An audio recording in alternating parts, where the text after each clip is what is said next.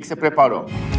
E mesmo se as lágrimas me detêm, tu és Deus, este é teu melhor para mim. Hoje pra você não deu, tá? Tô sem palavras. Acho que a única palavra que eu posso te dizer hoje é não. Com certeza a música não é tua praia não, velho. Seja muito bem-vindo a Dois Dedos de Teologia. Eu sou o pastor Iago Martins e você está nos escritórios do Instituto Schaefer de Teologia e Cultura. E este é mais um Pergunte ao Pastor, o programa de respostas rápidas para perguntas curtas, hoje lá do Instagram. Me perdi aqui, desculpe. Vamos tentar. Hoje, dos membros do canal. Os membros do canal mandaram perguntas, e aí são os membros do canal que vão figurar hoje aqui. E algo que me parece, o pessoal se empolgou demais, mandaram as perguntas gigantescas, eu não li ainda as perguntas, só vi que tinha pergunta grande. E aí vamos lá responder as perguntas. Vocês sabem que quando é pergunta dos membros, o pessoal, né, bota pra lascar. Então vamos lá. Lembrando que pra ser membro do canal, você clica aqui embaixo em Seja Membro, paga uma pequena bagatela por mês, tem faixas diferentes de valores com benefícios diferentes. Todos os membros participam de um grupo no Telegram comigo e tem acesso a um programa exclusivo chamado De Carona com o Pastor, onde a gente conversa sobre vida devocional, vida com Deus, de forma bem mais íntima e pessoal. Se você quiser fazer parte desse maravilhoso grupo que ajuda a sustentar o Dois Dedos de Teologia, só entrar aí. Assim que Deus criou o homem, deu a ele domínio sobre tudo que existe na terra. Esse domínio passou ao diabo após o evento da queda do homem. Por que esse domínio passou para o diabo? Calma lá, peraí, vamos lá, vamos devagar. Pergunta aqui do Ever. O tipo de domínio que Adão e Eva recebem na criação não é o mesmo tipo de domínio que Satanás recebe sobre o mundo. O nosso domínio está relacionado a um tipo de força de governo. Nós governamos o mundo, nós gerenciamos a criação. Satanás não gerencia a criação. Satanás não cuida da criação. Esse é o nosso domínio. Nós demonstramos a presença de Deus e a verdade de Deus no mundo através do nosso cuidado, através de sermos mordomos dessa criação de Deus. Satanás não faz isso. Satanás tem poder de influência, tem um tipo de autoridade espiritual sobre o mundo, mas Satanás não está gerenciando o mundo. Da mesma forma que nós não temos autoridade espiritual sobre o mundo. São tipos de governo, tipos de autoridade completamente diferentes. A autoridade de Satanás é uma autoridade espiritual de fazer o mal, de prejudicar e machucar e trazer homens ao caminho do erro. A nossa é de gerenciar, cuidar e desenvolver a criação do Senhor. Então não houve nenhuma transferência de domínio do homem para o diabo com a queda, não. São duas coisas bem diferentes. Pergunta aqui do Gil. Se o inferno é eterno, Deus não irá acabar com o mal e o sofrimento de forma absoluta nunca? Então, vamos começar só com uma definição de linguagem aqui, tá? A Escritura fala que o inferno é o estado intermediário daqueles que são punidos. Assim como o céu é o estado intermediário daqueles que são salvos. Quem morre hoje sem Deus vai pra onde? Vai pro inferno. Mas um dia, quem está nos céus virá habitar eternamente na terra, e um dia o inferno será lançado no lago de fogo. Então, inferno é o termo que nós usamos para o estado intermediário daqueles que morrem sem Cristo hoje. Qual é o estado eterno? É o lago de fogo. É diferente do inferno. E aí a pergunta que vai é, Deus não vai acabar com o mal nunca? Vai. Porque o mal moral vai acabar, ou seja, não haverá mais pecado naqueles que são salvos, nos eleitos. Aqueles que estão no inferno estarão sendo punidos em justiça para sempre. O inferno não representa maldade divina, mas justiça divina, pagando aquilo que merecemos por pecarmos contra um Deus que é infinito, eterno e justo. E algo mais não parece desproporcional? Tem um vídeo inteiro aqui no canal sobre o inferno, sobre explicar também essa questão da proporcionalidade, mas eu pequei durante uma vida. Vou passar a eternidade sendo punido por isso? Tá tudo bem explicadinho lá. Precisa de uma explicação um pouco longa, né? Então não dá nem pra explicar no vídeo curto desse, mas tá tudo lá, só no nosso vídeo sobre inferno. Oi, pastor Iago, minha pergunta é sobre sola escritura e como provar biblicamente ela. Pergunta do Jonathan. A gente tem um problema, tá?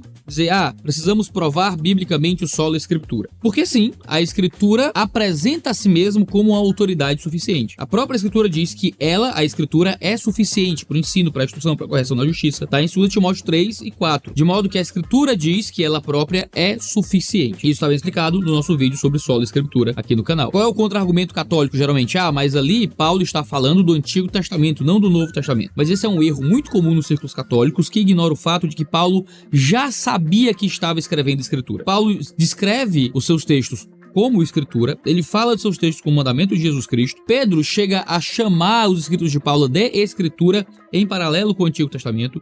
Então é muito claro que os apóstolos sabiam que o que eles estavam escrevendo era adição à revelação do Antigo Testamento. Então aquilo que eles falam sobre a escritura, se referindo de alguma forma à Antiga Aliança, também se refere ao que eles escrevem agora na Nova Aliança, até mais. Então quando Paulo fala que toda a escritura era útil para o ensino e usa o termo suficiente para falar de tudo aquilo que é concernente à fé e à piedade, ele está deixando claro que a Escritura é suficiente para tudo. Não precisamos de nada além da Escritura. Ou seja, nós temos a Escritura estabelecendo a si mesmo como um texto suficiente. Qual é o contra-argumento católico? Mas aí qual é a Escritura? Qual é o texto da Escritura?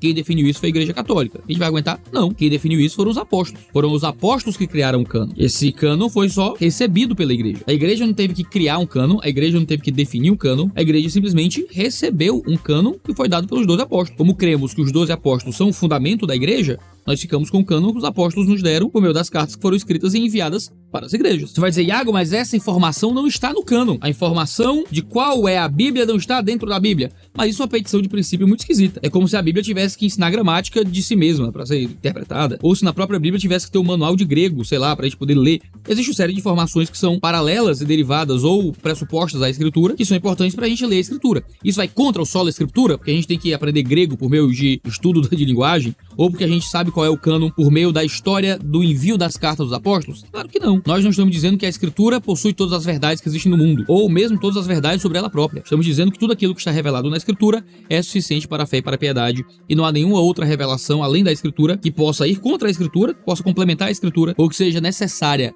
para uma boa vida de fé, uma boa vida de piedade. Eu tenho vontade de pegar o meu mini curso sobre formação da Bíblia inteiro e colocar aqui no YouTube de graça, só para ajudar aí o pessoal que tem dificuldade com esses assuntos. Pastor, se os israelitas tivessem insider Ô, Sheina, a Sheina mandou aqui perguntas sobre todas as publis que eu faço no canal. Mandou uma pergunta para cada publi. Pô, Sheina, mas isso aí, muito obrigado, aí fica muito fácil. Pastor, se os israelitas tivessem insider naquela época, não acho que eles suariam menos, reclamariam menos e o cheirinho de vitória chegaria mais rápido com sabor de mel? Não! Se houvesse insider naquele tempo, eu não acho que os israelitas reclamariam menos, não. Parece uma antipropaganda da insider. Então, do nada o Iago tá... Que é isso, Iago? Venda o seu produto, por favor. É o seu produto que financia o canal pra gente ter mais vídeos por semana. Que agora a gente vai ter 3 vídeos por semana, tá? 3 vídeos por semana. Graças aos publis aí que chegaram no canal. Venda o peixe aí dos outros aí, Iago, pelo amor de Deus.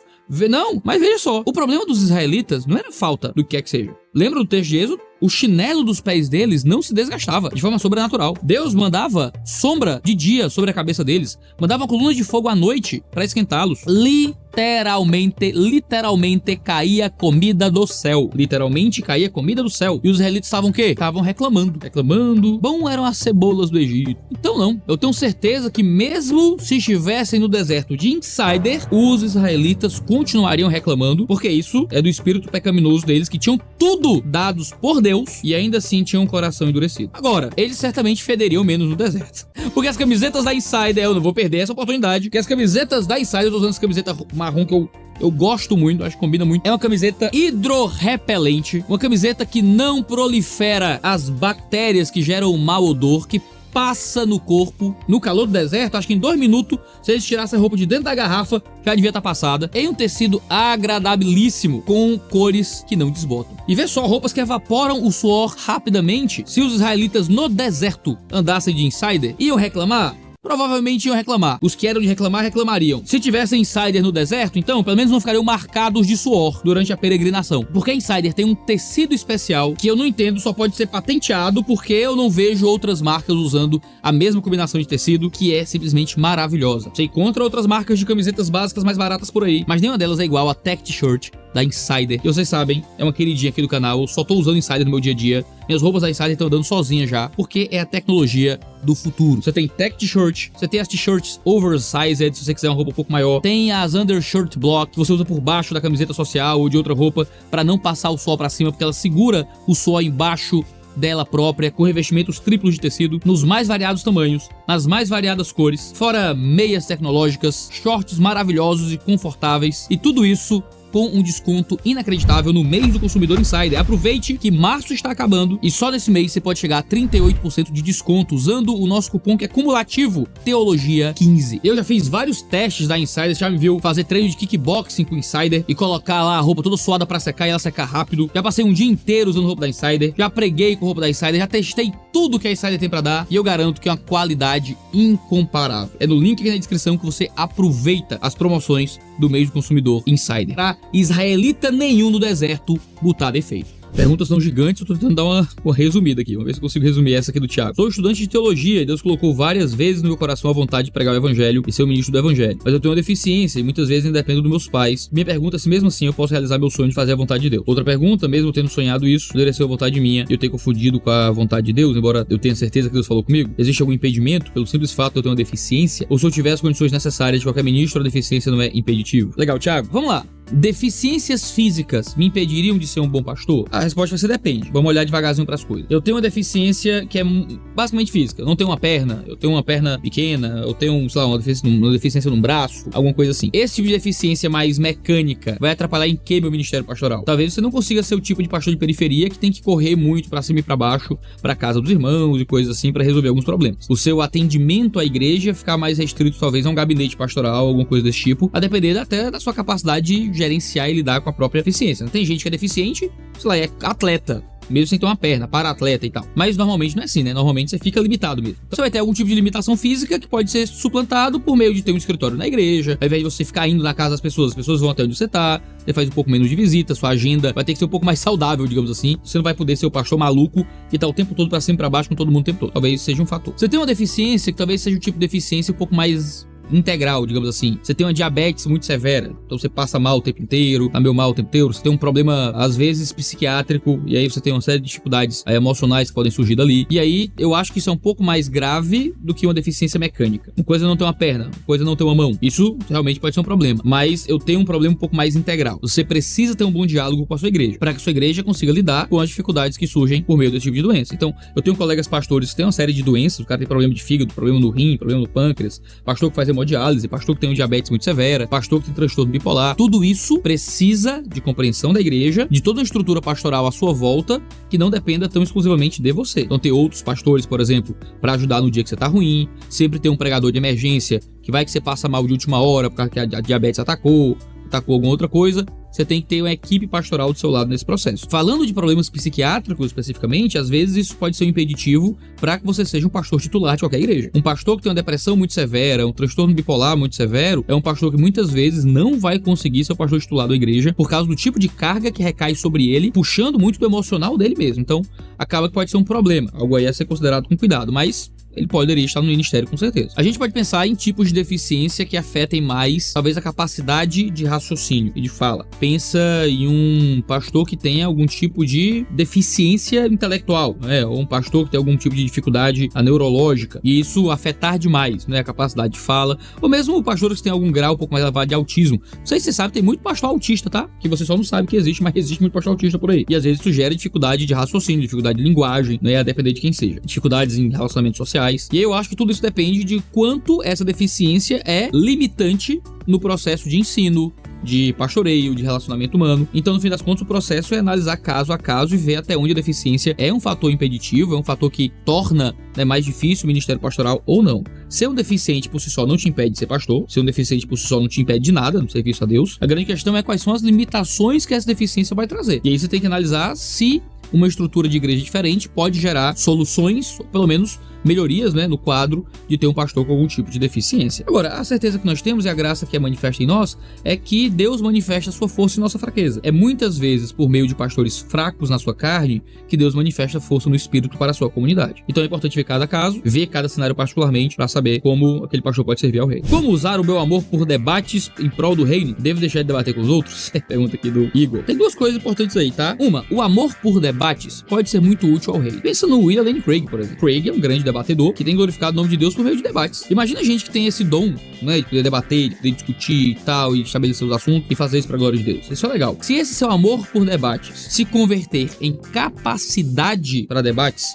né, e você conseguir ser um comunicador público que usa da capacidade para o debate para a glória de Deus, isso pode ser uma coisa realmente muito boa. Mas aí cobra muito dever de casa, muito preparo, muito trabalho no próprio caráter, trabalho no próprio intelecto, estudo, treino. Por outro lado, isso pode ser um problema também, porque gostar muito de brigar é coisa de jovem. Eu falo por mim mesmo. Tô aqui no YouTube há 10 anos. Faz 10 anos que o 2 Dedos de Teologia existe. 10 anos. estou com 31, comecei com 21. O Iago de 31 tem uma vontade de brigar bem diferente da vontade do Iago de 21. Então, assim, talvez alguns de vocês até tenham, assim, memórias do Iago de 21 que formam um pouco do imaginário de vocês acerca do 2 dedos de teologia. Mas se você olhar com cuidado, não é? Tanta confusão, é tanta briga e tanta treta que eu não tenho mais vontade de participar. Eu tinha mais vontade de convencer as pessoas antes, sabe? Eu tinha mais vontade de convencer. Eu ficava mais revoltado com as pessoas crendo em loucura. E, claro, o tom do que a gente falava representava isso. Os assuntos que eu escolhia representava isso. Até a quantidade de polêmicas culturais nas quais eu dava opinião representava isso. Mas hoje eu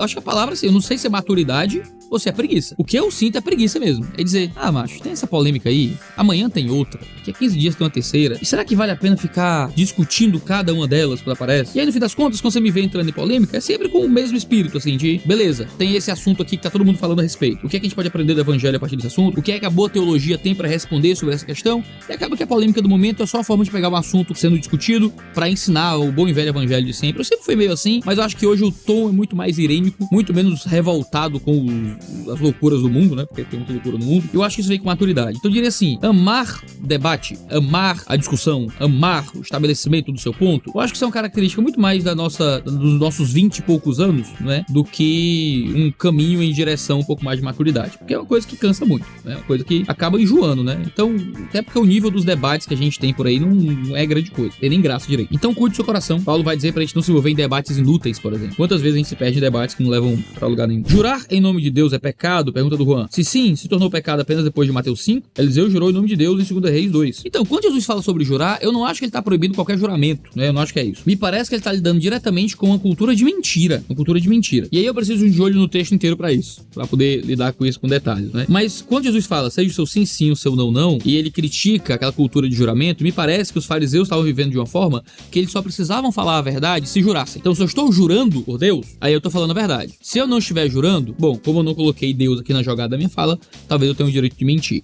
É método do estudo bíblico indutivo, claro, ali na leitura do Sermão do Monte. Então, Jesus estaria proibindo qualquer tipo de juramento? A gente tem no Antigo Testamento uma série de juramentos em nome de Deus. Esses homens são descritos como cometendo um pecado ou coisa do tipo? Não me parece. O que me parece é que havia uma diminuição do peso da verdade debaixo da cultura judaica que criava uma série de leis para justificar os mais variados pecados. Por isso que Jesus diz, seja o teu sim, sim, seja o teu não, não. Falou sim, é sim. Falou não, é não. Você não tem que ficar criando outro tipo de artifícios para poder ter o direito de mentir, não. E aí é nesse contexto que ele critica o juramento. O juramento como um recurso para que a verdade só se estabeleça por meio desse juramento. Mas aí, um de olho no texto inteiro seria legal para estabelecer mais desse ponto. Lembrando, né, gente? O Pergunte ao Pastor é um programa de respostas rápidas para perguntas curtas. A ideia é motivá-lo a buscar certas respostas que talvez você nunca tenha ouvido falar, do que estabelecer o ponto de forma completa sempre aqui. Às vezes eu dou respostas longas também, mas a ideia é levantar a bola de algumas coisas, dar alguns caminhos de interpretação. Nossa, tem um enorme aqui. Pastor, eu tava dando uma olhada ontem no Conversas Pastorais, organizado pelo polêmico Edirnei Kivitz.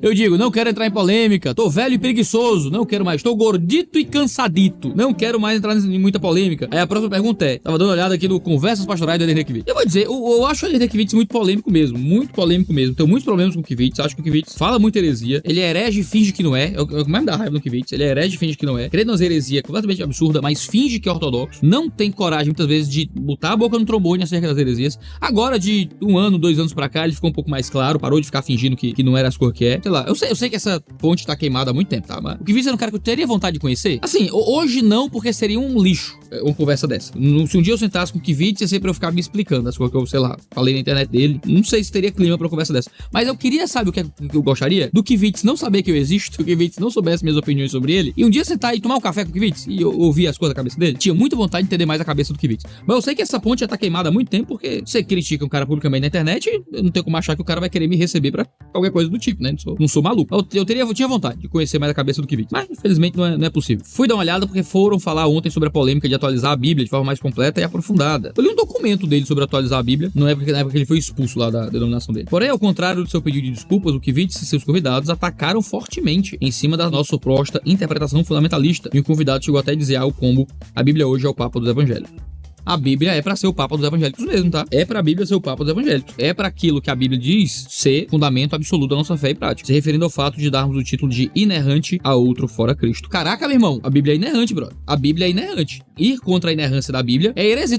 Eu tô dizendo. Aí depois quando eu falo do que vídeo, vocês ficam com raiva. Aí, cara, vai dizer que a Bíblia não é inerrante? Aí o cara comentou aqui, ó. Eu sei que o senhor já deve estar cansado desse tema e do próprio Ed René, mas seria bom ouvir uma contra-resposta de qualidade à barbárie que foi ontem. Ele mandou o link aqui. Um vídeo? É um áudio? Como é que é? E 2 horas e 30? Ah, não, peraí. Tem um louvor, tem palestra. Olha o Edson Nunes aqui. Aí, o Edson é um cara que eu conheci. Eu tenho a impressão, não conheço muito o Edson, eu tenho a impressão de que ele também tem umas posições bem complicadas. Mas foi um cara que me tratou tão bem. Eu conheci ele num evento que é tipo uma mesa redonda de posições diferentes. A gente teve uma troca ali de alguns minutinhos e tal. Tão boa, tão legal. Cara muito simpático. Não estou validando nada da teologia dele, porque eu não conheço muito bem. Bem que, se eu não me engano, eu li a tese de doutorado dele. Foi a tese de doutorado do Edson Nunes que eu li. Caraca, muito boa, muito boa. Muito boa mesmo, viu? Uma leitura que valeu muito a pena. Mas é um pessoal, assim, bem diferente em termos teológicos, né? Bem diferente mesmo. Bem diferente mesmo. É, gente, não, mas assim, vamos lá. Eu não tenho como responder 2 horas e 30 de vídeo no Pergunte ao Pastor, né? Vou mandar um áudio aqui pro membro aqui, ó. Ei, mano, eu vim responder aqui tua dúvida. E tu me mandou um vídeo de 2 horas e 30. Como é que eu vou responder um vídeo de 2 horas e 30 no Pergunte ao Pastor? Não tem como. Não tem como. Fica pra próxima. Pergunta aqui do Pedro. O Espírito é quem nos convence do pecado, levando ao arrependimento. Mas porque Mateus 11:21 diz que se os milagres feitos em Corazim e Betsaida fossem feitos em Tiro e Sidom, eles seriam se arrependidos, parecendo relacionar o arrependimento ao milagre e não à ação do convencimento do Espírito. Na verdade, o Espírito usa recursos para gerar convencimento. O problema é que a gente acha que Deus trabalha apenas de forma sobrenatural, pontual e isolada. Então, Deus vai fazer alguma coisa, ele vai fazer independente de qualquer circunstância que esteja em volta. E não é assim que as coisas funcionam. Deus convenceria por meio do Espírito aquelas pessoas do arrependimento. O que é que o Espírito usaria como parte desse processo de convencimento? Milagres. Ora, eu fui salvo pelo Espírito. O que é que o Espírito usou para me salvar? Pregação do Evangelho. Alguém chegou para mim e pregou. Ah, mas aí alguém teve que pregar, então não foi o Espírito que convenceu? E se não tivesse pregado, você não teria sido salvo. Então não foi o Espírito que salvou? De forma nenhuma. A questão é que Deus usa meios para os seus fins. Como Deus usa meios para os fins, Deus usa milagres. Ele fez isso com o ministério de Jesus e dos apóstolos. Deus usa a pregação do Evangelho e vários outros recursos para chegarmos aos fins que ele estabelece usando os meios que o Espírito usa para transformar o ser humano. Pergunta aqui do 80496. Põe o nome aí, rapaz, na tua conta. Pastor, eu sempre olho para minhas obras ao invés de confiar na obra de Jesus. Eu nunca consigo ter certeza da minha salvação. Isso é uma grande evidência de que não sou salva? É uma mulher. Meu coração é perverso, luto diariamente com a maldita inveja e não vejo anseio por fazer a obra de Deus. Eu quero ser grata por seu grande amor, mas sou uma egoísta e ingrata. Querida, esse é parte do processo de reconhecer que Jesus é o único e suficiente salvador de nossa vida. Se nós não tivermos Jesus como o único e suficiente salvador de nossa vida, nós cairemos nesse mar de desespero. Olharmos para o nosso coração e vermos quem realmente somos vai acabar com a gente se não houver um Deus que nos limpe. Pense na experiência de Isaías. A experiência de Isaías foi ver Deus e vendo Deus ele chegou ao caos mental, emocional, psicológico e espiritual de dizer, eu sou um maldito. Ai de mim, né? Uma expressão de maldição, ai de mim. Eu sou um homem impuro, de lábios impuros, no meio de homens de impuros lábios. Isaías chegou à conclusão de que ele estava morto, destruído. Ele viu o Deus vivo e ele não merecia aquela visão, seria uma visão transformadora dele para pior. Ele iria morrer, iria acabar. Esse é o Isaías que olha para as próprias obras. Ver Deus, encontrar Deus, é sermos constrangidos pela maldade do nosso coração. Mas o que é que salvou Isaías? Um anjo veio com a tenaz, tirou parte do fogo que queimava no altar de Deus e tocou nos lábios de Isaías para purificá-lo. Hoje nós temos uma coisa muito mais poderosa do que um fogo do trono. Nós temos aquele que se assenta ao trono, tocando em nós, habitando em nós para nos purificar. Então sim, o nosso coração é invejoso, nosso coração é cruel, nós somos ruins, e se nós passarmos a vida olhando só para as nossas obras, fica terrível. A gente sucumbe mesmo. E agora qual é a solução? É não olhar para as nossas obras? Não. É olhar para a obra de Jesus enquanto olhamos para as nossas obras. E entregarmos a Jesus a solução e a salvação para as nossas obras. São obras de pecado que vão crescer e progredir no caminho de santidade, mas que ainda vão ser afetadas e imiscuídas com o pecado terrível que está dentro de nós. Mas é olhar para a obra de Cristo Jesus e crer que Ele foi suficiente para nos salvar e para limpar o nosso coração, é o que vai nos dar uma vida de esperança. O que é o pecado deliberado de Hebreus 10:26? E está dizendo que é possível perder a salvação uma vez que está no contexto de encorajamento mútuo? Primeiro, tem que lembrar que a linguagem bíblica muitas vezes é uma linguagem percepcional acerca do que se vê. O texto não está discutindo a fé interna do coração, está discutindo essa percepção de gente que congrega ou não congrega, de que está ou não está na vida da igreja. Não é porque se encorajam mutuamente que necessariamente todo mundo que é encorajado ou que encoraja é um salvo verdadeiro. Agora, o pecado deliberado, que fala aqui, se continuarmos a pecar deliberadamente, depois que recebemos o conhecimento da verdade, já não resta sacrifício pelos pecados, entra nos famosos textos de advertência de Hebreus, que mostra o problema de voltar ao judaísmo, de largar Jesus e voltar ao judaísmo. Quando o autor aos Hebreus fala que não resta sacrifício pelos pecados, é justamente porque o pecado dos irmãos em Hebreus era retornar a um tipo de judaísmo que esperava ainda a vida do Messias, é um tipo de judaísmo que vivia as práticas judaicas, mas queria de alguma forma aceitar Jesus, mas ainda presa à antiga aliança. O autor aos Hebreus vai dizer que se você volta à antiga aliança, é porque você ainda está esperando o Messias, mas o Messias já veio. Então você vai ficar sem um sacrifício pelos pecados. Como é que você vai ser salvo? Aceitar Jesus é abandonar os rituais do judaísmo. É isso que o autor aos Hebreus está dizendo o livro inteiro. Aceitar Jesus é abandonar os rituais do judaísmo. Você está voltando para os rituais do judaísmo, é porque o Messias ainda não veio. E você vai ficar esperando o Messias, mas não vai vir nenhum outro Messias. Jesus não vai ser posto novamente ao vitupério. Então você vai ficar sem nenhum sacrifício pelos seus pecados. Esse é o argumento retórico que ele está colocando ali. Ele não está dizendo que isso é possível, ele está dizendo que isso é inadmissível. Voltar para o judaísmo é abandonar Jesus. Essa é a força retórica do que ele está estabelecendo aqui.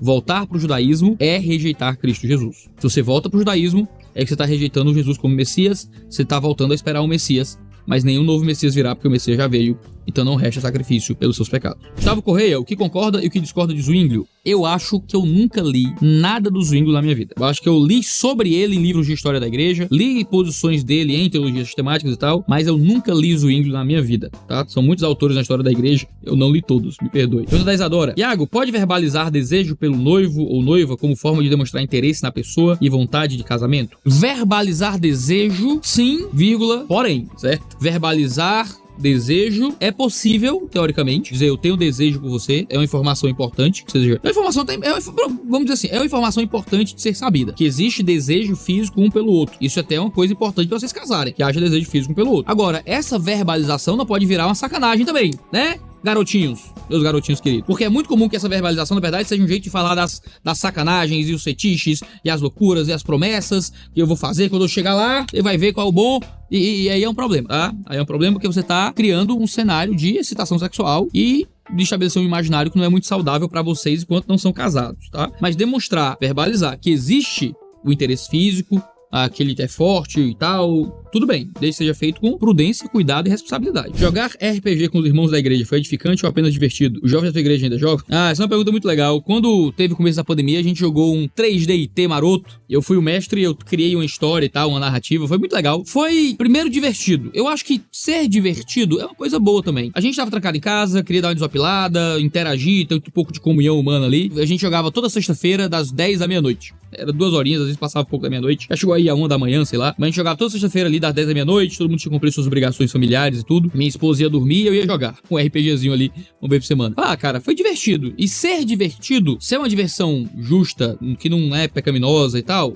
cara, é edificante por si só, simplesmente por trazer conforto, trazer descanso pro coração, pra cabeça. E aí, quando você se diverte com irmãos da igreja, tudo se torna um pouco edificante, porque acaba que a gente ali tira um tempo pra falar do evangelho, fala dos valores, estabelece e aprofunda relacionamentos. Então edifica também. Não desprezem o poder do descanso, o poder de um pouco de entretenimento, o poder de comunhão despretensiosa. Isso também tem um efeito muito bom. Claro que sozinho não faz nada. Mas quando isso vem dentro de um contexto de comunhão, de discipulado, de amizade, de bom relacionamento na igreja, cara, acaba edificando também. Tá bom? Essas são as perguntas de hoje. A gente tá organizando a estrutura do canal pra ter vídeo agora toda segunda, quarta e sexta-feira, 10 horas da manhã. Graças a vocês estarem chegando junto nas publicidades aí do canal. Então, não deixe de ir lá no site da Insider pra aproveitar as promoções e assinar as notificações do canal pra ficar sabendo sempre que houver vídeo novo. 3 vídeos por semana a partir do mês que vem. Mas tá tendo 3 vídeos já essa semana, que tem um monte de vídeo extra aí também que a gente tá maluco. Mas a nova programação vai ser segunda, quarta e sexta, 10 da manhã. Se prepara, que vai ter mais pergunta de pastor, mais de olho no texto, mais mundo cópia, vai ter tudo pra glória de Deus. Deus abençoe sua vida, um cheiro no cangote e até a próxima.